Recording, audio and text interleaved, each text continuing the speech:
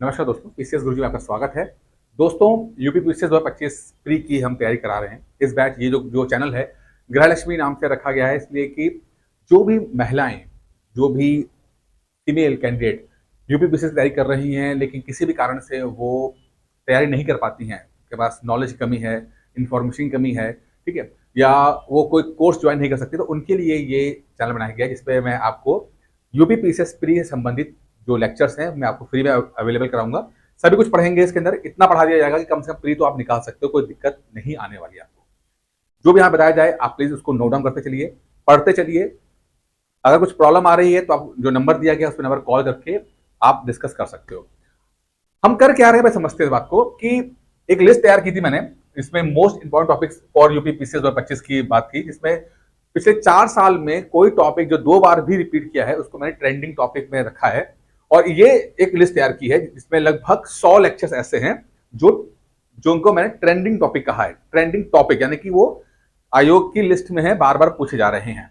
उसके तहत ही एक पॉलिटी का 9वें नंबर का फंडामेंटल राइट्स यानी मूल अधिकार भी जो है आता है। इसमें हर साल एक सवाल तो आ ही जाता है इसके अंदर, ठीक है। मेरा मानना यह है कि किसी भी स्ट्रैटेजी को 80-20 के रेशियो में रखना चाहिए, यानी कि एक पैरेटो प्रिंसिपल कहते हैं। इसका मतलब ये होता है कि 80% जो क्वेश्चन आएंगे वो 20% सिलेबस से आएंगे। 80% क्वेश्चन जो आएंगे वो 20% सिलेबस से आएंगे।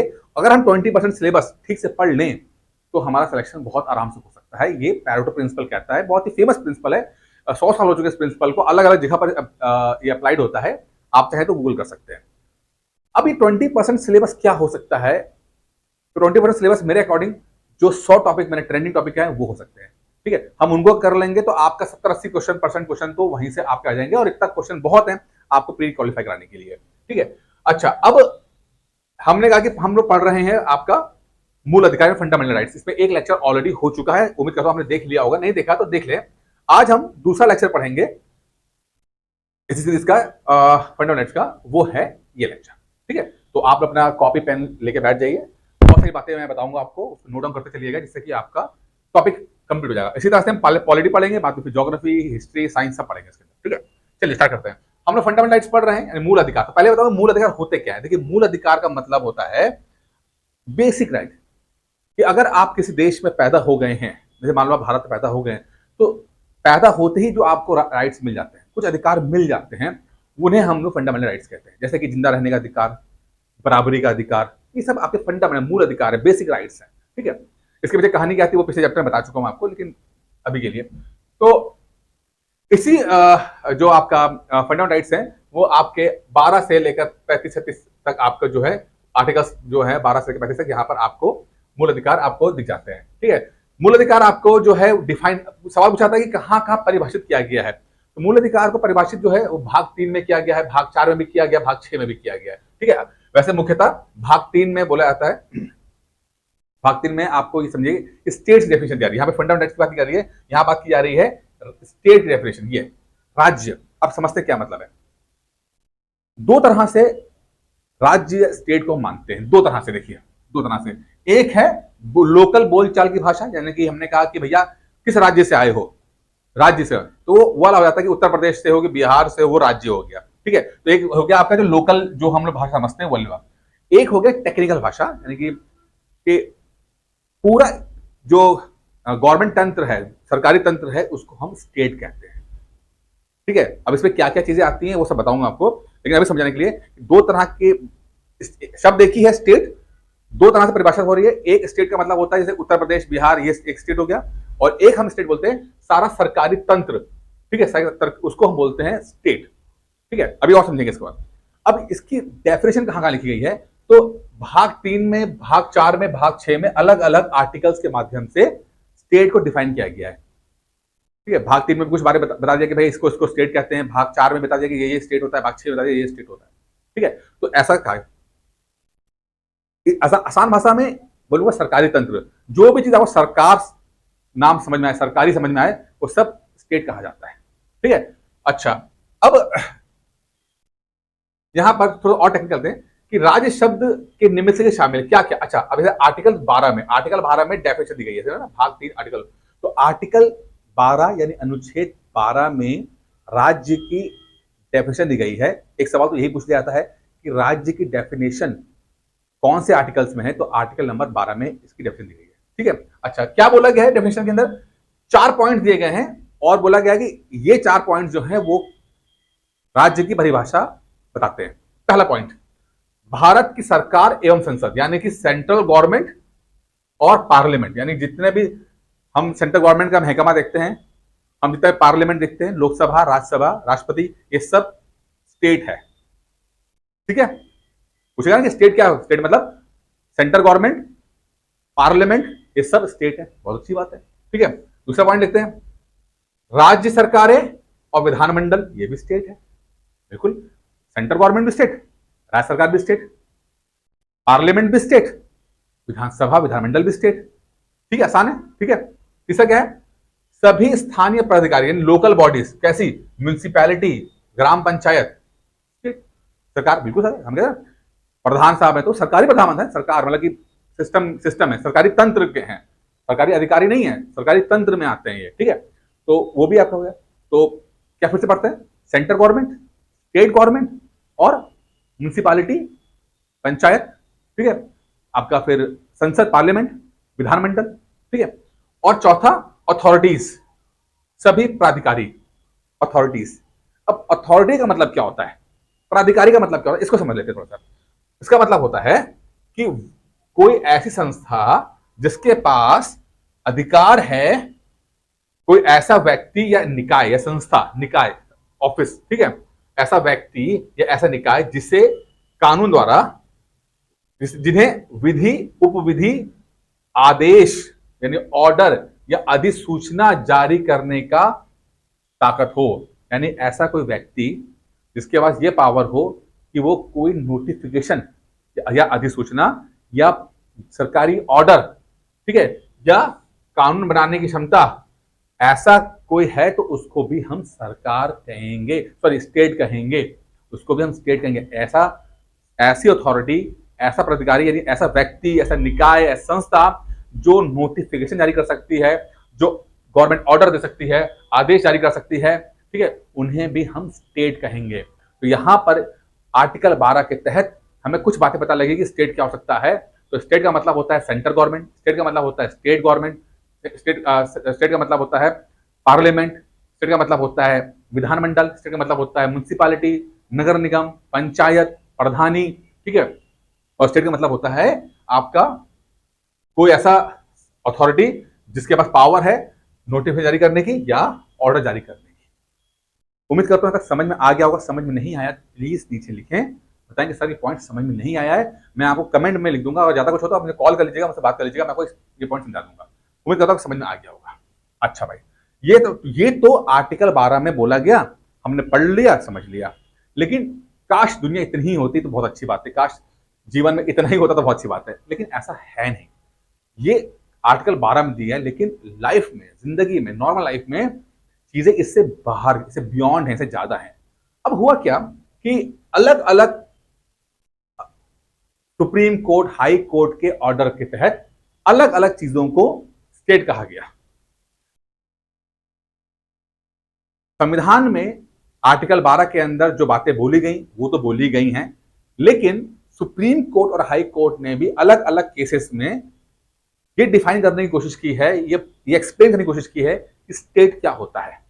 ठीक है, और इस वजह से हम देख पाते हैं कि अलग अलग जो बताया गया वो तो है ही है, प्लस अलग अलग और भी चीजों को भी हमने स्टेट कहा है। पढ़ेंगे इसको, समझेंगे। अभी समझिए कि सुप्रीम कोर्ट और हाई कोर्ट ने जो ऑर्डर्स दिए हैं उससे भी आर्टिकल 12 एक्सप्लेन होता है, यानी कि स्टेट की डेफिनेशन को और एक्सप्लेन करते हैं कि वो क्या हो सकता है स्टेट के अंदर। अभी तो तुमने समझा था कि central government, state government, parliament, विधानमंडल, पंचायत, नगर निगम, अथॉरिटी, यही स्टेट होता है। कि नहीं, सुप्रीम कोर्ट, हाई कोर्ट ने कहा नहीं, इससे ज्यादा भी हो सकता है।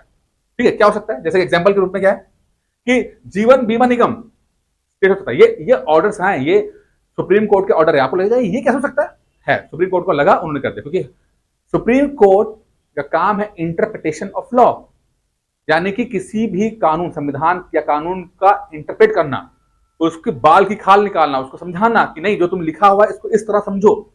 इंटरप्रिटेशन ऑफ लॉ है सुप्रीम कोर्ट का काम, और उन्होंने आर्टिकल 12 को इसी तरह से समझा कि नहीं जो तुम लिखा हुआ है इसको हम इस तरह में समझ सकते हैं। तो इस तहत जीवन बीमा निगम को स्टेट माना गया। अभी इसके पीछे भी डेफिनेशन क्या होगी बताऊंगा मैं आपको, लेकिन समझ लीजिए। अभी तेल एंड प्राकृतिक गैस आयोग, इसको भी हमने स्टेट मान लिया। एग्जाम में सवाल आते हैं, ठीक है, ध्यान रखना, आपको कुछ याद करना पड़ेगा जिससे कि आप समझ पाए।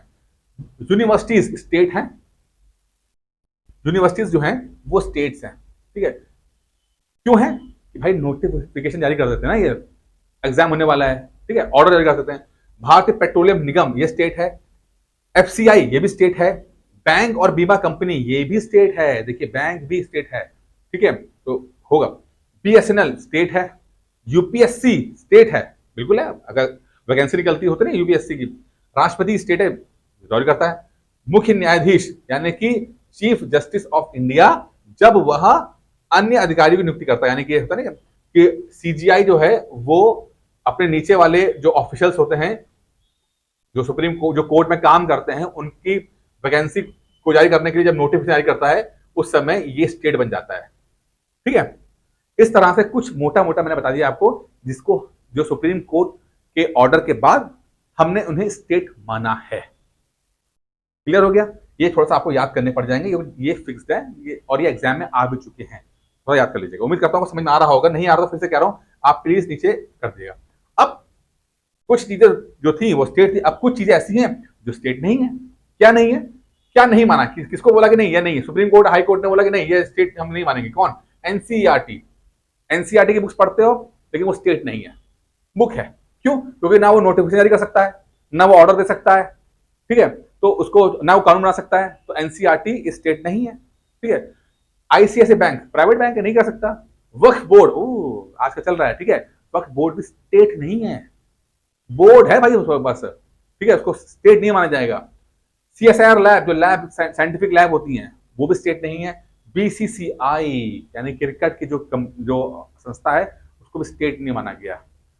बीसीसीआई भारत के अंदर क्रिकेट तो देखती है, इसकी प्रीमियर बॉडी है बस, लेकिन वो सरकार नहीं है, स्टेट नहीं है, ठीक है। न्यायालय भी नहीं है।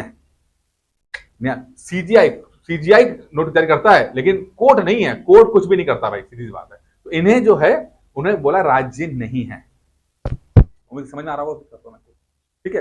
फिर कह रहा हूं, दिक्कत आए तो प्लीज नोट कर दीजिएगा, क्योंकि यहां पर दो चीजें हुई हैं। एक तो जो संविधान में बोला गया वो तो बातें हमने डिस्कस की ही हैं, प्लस सुप्रीम कोर्ट और हाई कोर्ट के अलग अलग जजमेंट के हिसाब से अलग अलग चीजों को या तो राज्य माना गया है या तो राज्य नहीं माना गया है। थोड़ा फैक्चुअल हो जाता है, समझ कोशिश कीजिएगा, ठीक है।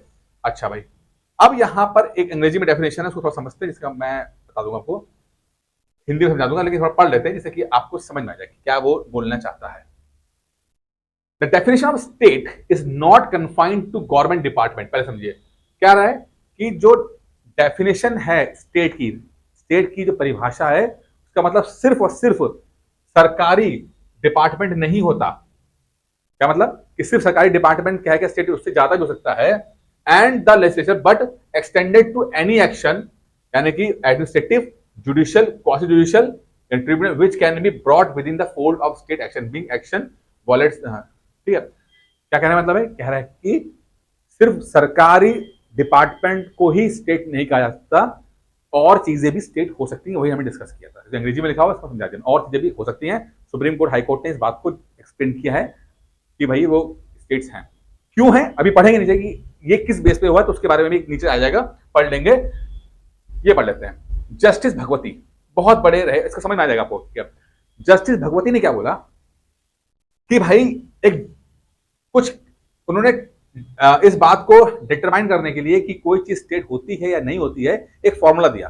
जस्टिस भगवती ने क्या बोला? उन्हें फॉर्मूला क्या दिया? उन्हें बोला कि ऐसा है कि ये 3-4 बातें बता रहा हूं मैं आपको, जिससे कि आप समझ पाएंगे कि स्टेट है कि नहीं। पहला, शेयर्ड कैपिटल, यानी कि ऐसा महकमा, ऐसा डिपार्टमेंट, ऐसा कंपनी जहां पर सरकार का पैसा भी लगा हो और प्राइवेट आदमी का पैसा भी लगा हो।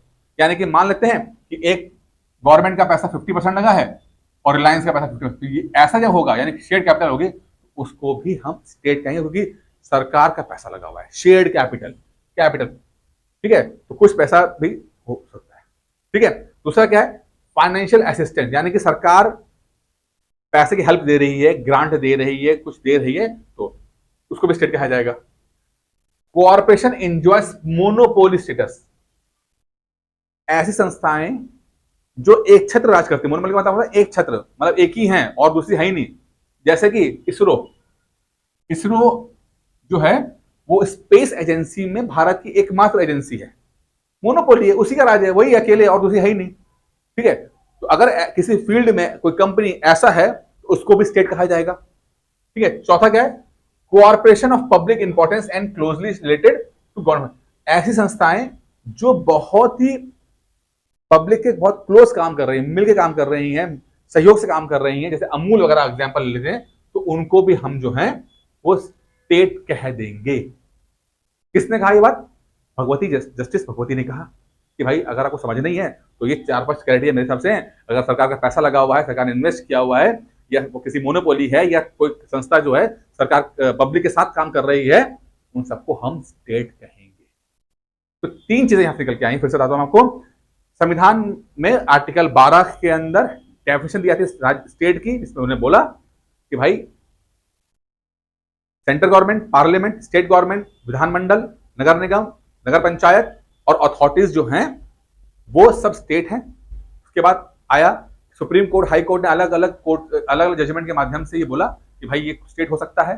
ठीक है, और जैसे भगवती ने 80s में बोला कि भाई मैं 4 चीज बता रहा हूं आपको, इन चारों में से भी हम जान पाएंगे कि कोई चीज स्टेट है या नहीं। इसमें से है कि अगर पैसा मिल सरकार ने लगा रखा है, सरकार ने फाइनेंशियल हेल्प कर रखी है, या कोई मोनोपोली किया हुआ है, या मिलकर काम कर रहे हैं पब्लिक ट्रांसपोर्ट, तो उन सबको स्टेट कहा जाएगा। यहां तक क्लियर हो गया आपको? समझ में आ रहा है आपको? बहुत इंपॉर्टेंट चीजें हैं, समझ में आ रहा है आपको? नहीं आ रहा तो फिर मैं कह रहा हूं आप लिख देना। ये तो हो गया आर्टिकल 12, ये जितना भी पढ़ा हमने आपको, आर्टिकल 12 जो है पूरा यहां पर आ गया। अब हम पढ़ते हैं अगला आर्टिकल 13, बहुत इंपॉर्टेंट है, समझ लेते हैं क्या इसके अंदर, फिर से एक बार देखते हैं।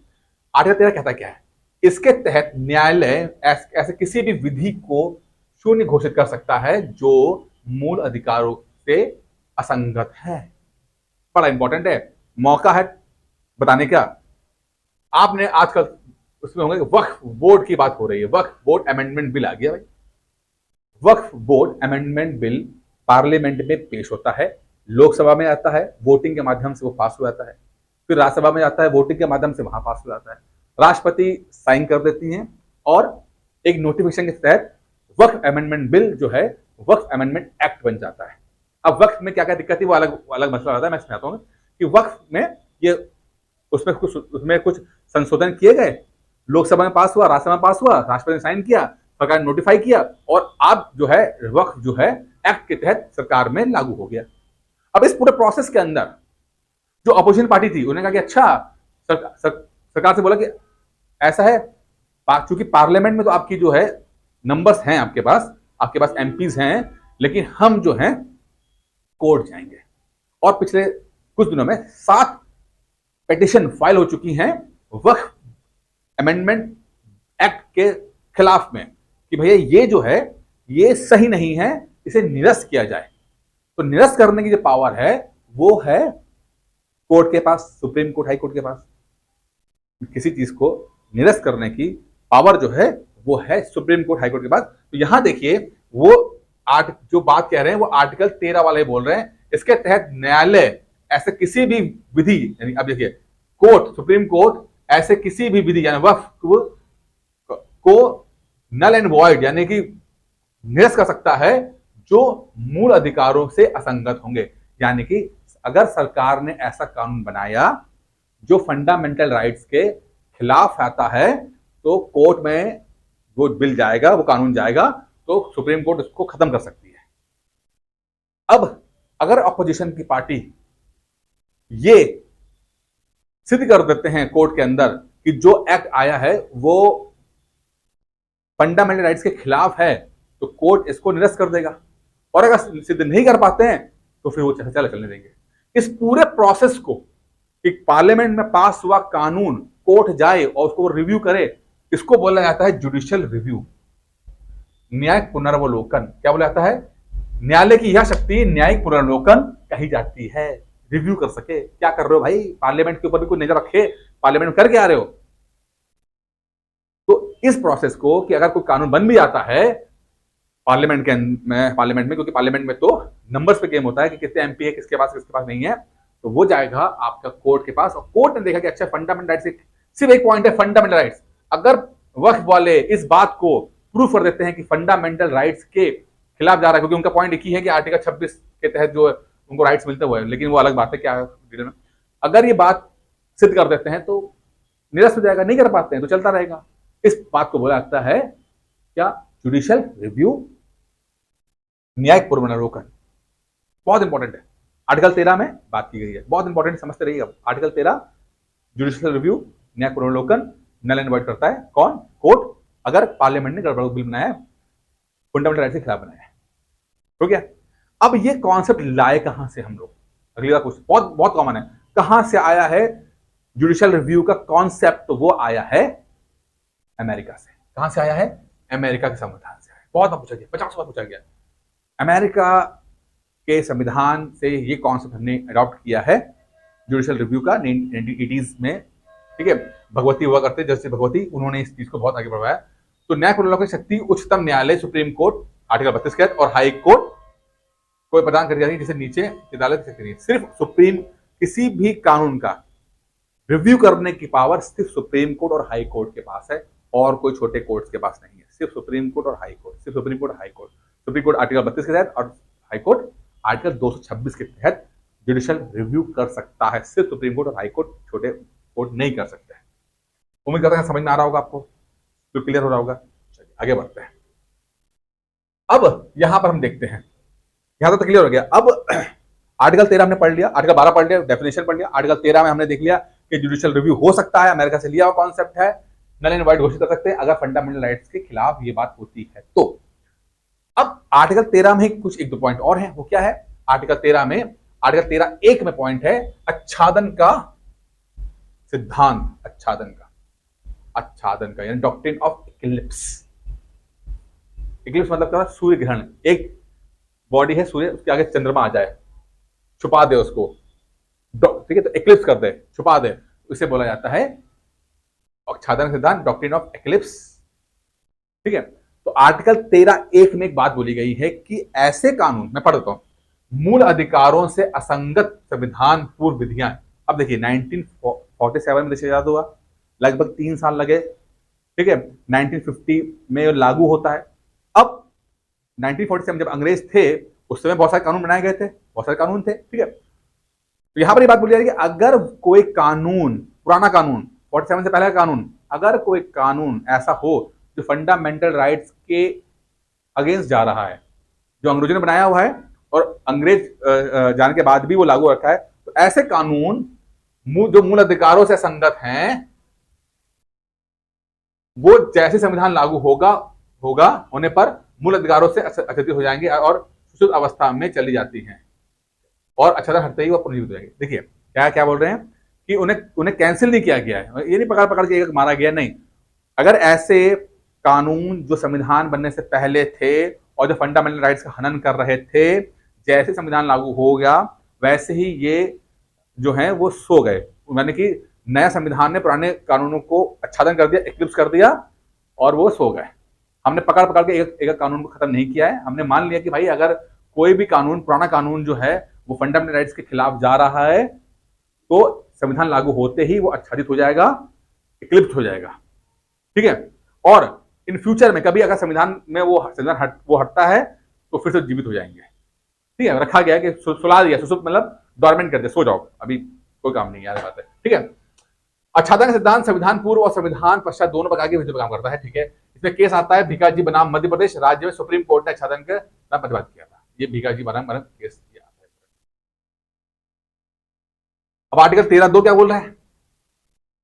अब अगला क्वेश्चन ये तो हो गया, अच्छा ये एग्जाम में आया हुआ सवाल है। 13(2) बोल रहा है संविधानोत्तर विधि, पोस्ट कॉन्स्टिट्यूशन लॉ। क्या बोल रहा है? प्रत्यकरणता का सिद्धांत, प्रत्यकरणता का मतलब है डॉक्ट्रिन ऑफ सिवरेबिलिटी, डॉक्ट्रिन ऑफ सिवरेबिलिटी। क्या बोल डॉक्टर सिवरेबिलिटी क्या होता है? इसके अनुसार, अच्छा है सुनो, इसके यदि किसी अधिनियम का एक भाग मूल अधिकारों का उल्लंघन करता है किंतु शेष भाग नहीं, तथा मूल अधिकारों का उल्लंघन करने वाले भाग को शेष भाग से उस अधिनियम के अद्भुत और मूलभूत उद्देश्यों को समाप्त किए बिना पृथक किया जा सकता है, तब उस पूरे अधिनियम को शून्य घोषित न करें, केवल मूल अधिकारों से असंगत भाग को शुद्ध करें। क्या सिंपल सी बात है। देखिए जब भी कोई कानून बनता है तो उसमें कुछ 4-5 पॉइंट तो होते ही होंगे ना, कुछ ऐसे। अभी वक्त अमेंडमेंट एक्ट आया तो उसमें 5-6 पॉइंट तो हैं। मान लेते हैं किसी भी संविधान संशोधन है किसी कानून के अंदर, कोई हमने बनाया, कोई लॉ बनाया, कोई कानून बनाया, इसमें 10 पॉइंट्स थे, ठीक है, 10 पॉइंट्स थे, 1 2 3 4 5 6 7 8 9 10 पॉइंट्स थे, ठीक है। मान लेते हैं कोई 1 2 3 4 5 कोई ऐसे पॉइंट्स थे जो कि संविधान के मूल अधिकारों का हनन कर रहे थे। 10 पॉइंट थे इसके अंदर, किसी भी कानून के अंदर 10 पॉइंट थे। मान लेते हैं कोई 1 या 2 या 4 जो भी थे, कोई ऐसे थे जो कि संविधान में जो मूल अधिकार दिए गए उसका जो है वो असंगत थे। अब इस टाइम इस केस में पूरे कानून को खराब नहीं किया जाता है, सिर्फ वो हिस्सा जो कि थोड़ा प्रॉब्लम कर रहा है उसे काट दिया जाता है, ऑपरेशन कर दिया जाता है। तो क्या है, डॉक्ट्रिन ऑफ सिवरेबिलिटी, पृथकता का पृथक अलग कर देना, अलग कर दिया। पूरे संविधान पूरे कानून को वैसे रखा, जो हिस्सा प्रॉब्लम कर रहा है उसको काट दिया, बाकी कानून को ऐसे ही ऐसे चलाया गया। इसे बोलते हैं डॉक्ट्रिन ऑफ सिवरेबिलिटी। पूरे अधिनियम को शून्य घोषित करना कर केवल मूल अधिकारों से संगत भाग को ही शून्य घोषित किया जाता है। ऐसा जो है वो 2 केस हैं, एक बलसारा FN बलसारा केस 1951 में आया, ठीक, बल्कि बहुत इंपॉर्टेंट है। एक केस आया आपका गोपालन केस, एक गोपालन केस आता है, नकारा DS नकारा केस भी आता है, और आपका बाद में आता है बलसारा केस। तीनों केस आए हैं डॉक्ट्रिन ऑफ सिवरेबिलिटी के ऊपर। तो एग्जाम में सवाल डॉक्ट्रिन ऑफ सिवरेबिलिटी पूछ सकता है, आर्टिकल 13(2) और या कौन कौन से केसेस जुड़े हुए हैं। यहाँ क्लियर हो गया? कोई समस्या, कोई दिक्कत? कोई बात, अच्छी बात है। अंतिम ले लेते हैं, डॉक्ट्रिन ऑफ वेबर, अधित्याग का सिद्धांत। डॉक्ट्रिन ऑफ वेबर, कोई भी व्यक्ति अपना मूल अधिकार को नहीं त्याग सकता। जैसे ही कोई व्यक्ति बच्चा पैदा होता है, वैसे ही फंडामेंटल राइट उसको मिल जाते हैं। बेसिक राइट्स हैं, मिलते ही सबको मिलता है, ठीक है, मिल जाते हैं। जब जैसे पैदा होते हैं, आपने एहसान कर धरती में पैदा होकर आपको कुछ ना कुछ देना है, तो आपने अधिकार दे दिया। अब ये अधिकार आपने ले लिया, बहुत अच्छी बात है, लेकिन आप चाह के भी फंडामेंटल राइट्स को त्याग नहीं सकते। आप बोलते हैं मुझे नहीं चाहिए आपका फंडामेंटल राइट, रख लो अपने पास ना, ये नहीं कर सकते, क्योंकि जो फंडामेंटल राइट्स दी जा रही है वो सिर्फ आपको नहीं दिया रहा, समाज के रूप में दिया जा रहा है। यानी कि एक व्यक्ति जो है वो आपस में कनेक्टेड होते हैं, आपस में कनेक्टेड हैं। तो मान लो कि आपको नहीं चाहिए, इसका मतलब ये नहीं है कि आप पे ही प्रभाव पड़ेगा, क्योंकि आप 50 लोगों से कनेक्टेड होते हैं तो उन पर रहेगा। तो आप किसी भी हालत में अपना फंडामेंटल राइट्स त्याग नहीं सकते। एग्जाम्पल लेते हैं, किसी व्यक्ति को लेट्स सपोज बोला कि नहीं, मैं कहते हैं जीने का अधिकार है, जीने के अधिकार में मरने का अधिकार नहीं आता, जीने के अधिकार में मरने का अधिकार नहीं आता। और कोई व्यक्ति सुसाइड करता है तो इसलिए सुसाइड एक क्राइम है, क्योंकि मरने का अधिकार नहीं दिया गया कि आप मरना चाहो तो मर, ठीक है। तो मरने का अधिकार, अब आपने अगर कोई हनन करता है, कोई कोशिश करता है, तो उसके खिलाफ केस चलता है और जेल होती है, ठीक है। क्योंकि आप यहां पे ये नहीं बोल सकते कि मुझे नहीं चाहिए तुम्हारा फंडामेंटल, रख लो, मैं मरूंगा। मरने के लिए आपको कोई अलाउ नहीं करेगा, क्योंकि वो आपके जीने का अधिकार दिया गया। जीने का अधिकार का मतलब मरने का अधिकार नहीं होता, ठीक है। और अगर आप कोई व्यक्ति सुसाइड अटेम्प्ट करता है, उस अटेम्प्ट में वो व्यक्ति अपने फंडामेंटल्स का हनन कर रहा है, तो ये नहीं बोलेगा कि मुझे नहीं चाहिए तुम्हारा, रख लो, क्योंकि आप देखो ना कि यहाँ पर एक व्यक्ति, किसी व्यक्ति ने सुसाइड किया तो वो इस पर प्रभाव डाल रहा है, इस पर प्रभाव डाल रहा है, सब पे प्रभाव डाल रहा है। तो वो खुद इंडिविजुअल कुछ नहीं है, एक व्यक्ति कनेक्टेड होता है, और वो अच्छा है बुरा जो भी करता है तो उससे पूरे समाज को कनेक्शन में जाता है, तो वो चीजें आती हैं। इसे बोलते हैं डॉक्ट्रिन ऑफ वेबर, यानी कि कोई व्यक्ति अपना मूल अधिकार को त्याग नहीं सकता। तो बेहराम केस जो है और बशेश्वर नाथ केस जो है, वो दोनों इस केस में आते हैं, इसमें आपको पढ़ना है बेहराम, ठीक है। बेहराम केस और बशेश्वर नाथ केस जो है वो डॉक्ट्रिन ऑफ वेबर में से चले गए। आज 3-4 पॉइंट हमने बहुत इंपॉर्टेंट पॉइंट डिस्कस किए हैं। उम्मीद करता है ये पॉइंट आपको समझ में आ गए होंगे। नहीं समझ में आया प्लीज तो रीड कीजिए, समझिए, कुछ प्रॉब्लम हो डिस्कस कीजिए, कमेंट बॉक्स में डालिए, और मैं आपके कमेंट जो है वो आपको रिप्लाई करूंगा। आज की वीडियो में इतना ही, तो उम्मीद करता हूं वीडियो पसंद आया होगा।